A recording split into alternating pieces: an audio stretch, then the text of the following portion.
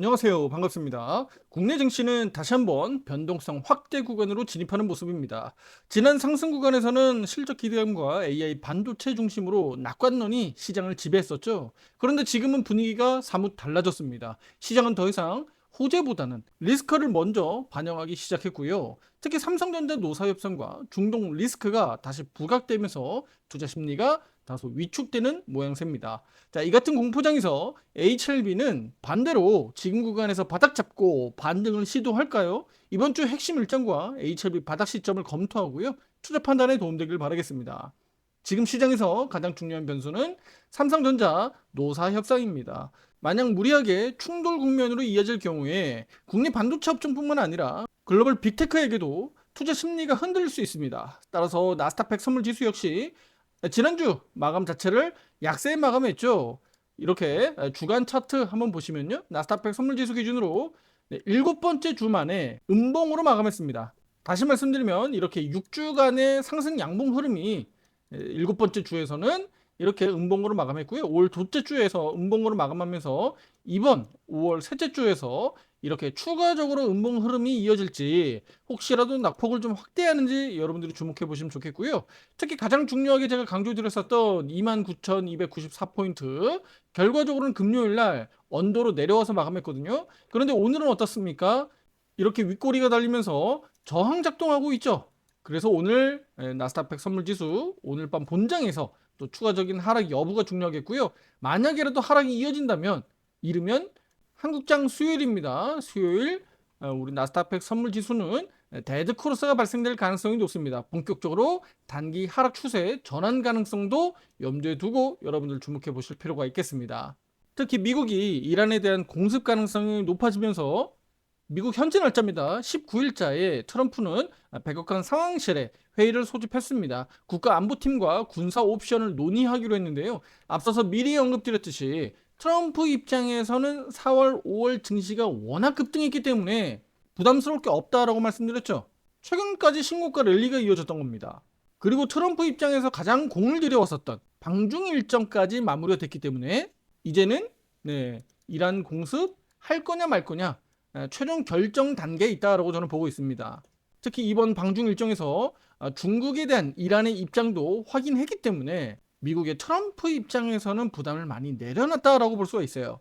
특히 엔비디아 실적 전망치도 높다는 점에서 이번 21일 엔비디아 실적 발표했습니다. 만에 하나 이 공습 일정, 그러니까 중동 전쟁과 관련된 부분들이 실제로 발발하게 된다고 하더라도 엔비디아 실적이 이를 희석할 가능성이 있기 때문에 트럼프 입장에서는 부담을 많이 내려놓고 이번 시기에 공습을 단행할 수 있다고 보고 있습니다. 특히 실제 공습을 한다면 매우 강하게 타격을 줘서 이란이 실제 두 손 두 발을 다 들게 만들 수 있다라고 저는 보고 있고요. 따라서 이런 경우에서도 감안해서 여러분들 현금 확보, 또 신규 매수할 종목, 또 인버스 전략 등을 활용할 수 있어야 됩니다. 그렇다면 이런 환경에서 HLB뿐만 아니라 다수의 업종과 종목들이 하락했는데요. HLB와 같은 테마주도 약세 흐름을 나타냈다는 것은 그만큼 투자 심리가 위축됐다라는 것이고요. 일단 피하고 보자라는 회피 심리가 더 강하게 작동했다라고 볼 수가 있어요. 다만 장중 세력들의 핸들링에 따라서 삼성전자 주가를 가지고 흔들었죠. 삼성전자 주가를 보시면 이렇게 장중한테 26만 원 수준으로 내려오기도 했었습니다만 저가 매수세가 유입되면서 이렇게 3.88% 상승 마감했습니다. 자, 우리가 삼성전자에 대해서 제가 앞에서 대응 의견을 드리면서 우리 삼성전자 매매 트레이딩 의견을 드려왔었잖아요. 그런데 제가 그 26만 원이 얼마나 중요한지에 대해서 강조드렸고요. 26만 원 돌파한 이후에는 핵심 지지선, 그 지지력 확보하는데 지금 중점을 두고 있습니다. 자, 그 말은 무슨 얘기냐면 반대로 해석하면 삼성전자가 26만 원 무너지게 되면 본격적으로 차익 매도 매물이 나올 수 있겠고, 또 삼성전자를 이 시기에서 매수한 세력들은 또 실망 매물이 쏟아질 수가 있습니다. 따라서 삼성전자는 단기적으로 이번 노조와의 협상 결과 내일도 이어지는데요. 26만 원 이 가격 이탈 여부가 핵심이다라고 볼 수가 있겠습니다. 따라서 이렇게 삼성전자의 흐름에 따라서 전반적으로 시장도 낙폭을 좀 줄였죠. HLB도 오늘 마이너스 3.08% 하락하는 데 그쳤습니다. 이것은 단기 약재에 그칠 것이다 라는 반발 매수세가 들어오고 있다고 볼 수가 있겠고요. 또다시 증시 하락으로 방향이 틀어지게 되면 제가 조금 전에 말씀드렸던 것과 똑같습니다. 실망 매물이 한꺼번에 나올 수 있어요. 따라서 오늘 낙폭 축소, 반등 모색, 내일은 강세 전환을 기대할 겁니다. 그런데 강세로 이어지지 못한다면 바로 실망 매물, 현금 확보 가능성이 높아진다는 겁니다. 우리 HLB 투자자 여러분들은 단 한 가지만 기억하시면 되는데요. HLB는 실적주가 아니죠.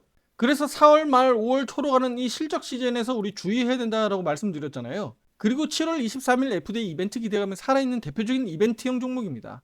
이벤트가 없으면 주가는 흘러내리게 돼 있습니다. 따라서 저는 7월 23일 날 이 빅 이벤트 이전에 1차, 2차, 그러니까 한 번, 두 번의 급등 사이클이 한번 나올 것이다 라고 말씀을 드렸었고요. 한 번은 완성됐다라고 말씀드렸습니다. 그리고 기술적으로 저항 걸릴 수 있는 구간에서 이렇게 화살표 매도 신호까지 나왔기 때문에 여러분들 대응하는 데는 그렇게 어렵지 않았을 거라고 보여지고요. 실시간 대응이 우리 정의연방에서 의견을 드리고 있으니까 참고하시면 좋겠고요. 그렇다면 최근에 이 약세 흐름은요, 바로 그 두 번째 급등 사이클에서 저점을 잡을 수 있는 기회를 볼 수 있지 않겠습니까? 위에서 말씀드린 삼성전자학제가 발발하면 순환매가 나타날 텐데 반도체에서 바이오, 또 자동차와 같은 종목들로 저는 유입될 것으로 기대하고 있습니다. 그리고 전쟁학제가 발발한다면 일시적으로 HLB도 추가적인 낙폭이 나올 수도 있어요. 하지만 HLB는 빠르게 바닥을 형성하고 반등을 볼 것으로 전망하고 있습니다. 다만 그 시기가 언제다라고 단정하기가 어렵기 때문에 정의연방에서는 기준을 가지고 대응하고 있고요. 지금 구간에서 바닥 가능성은 높으나 명확한 화살표 매수 신호가 발생되지 않고 있잖아요. 따라서 수급이라든가 악재 소멸 여부, 그리고 다양한 기술적 분석을 통해서 저는 여러분들에게 투자 의견을 드리고 있습니다. 정의연방에서는 실시간 신호와 함께 정보를 받고 투자 판단할 수 있습니다. 혼자 대응하기 어려운 분들 문자 상담 주시면 제가 직접 상담 안내 도와드리고 있고요. 제가 직접 안내해 드리고 있으니까요. 많은 관심 바라겠습니다.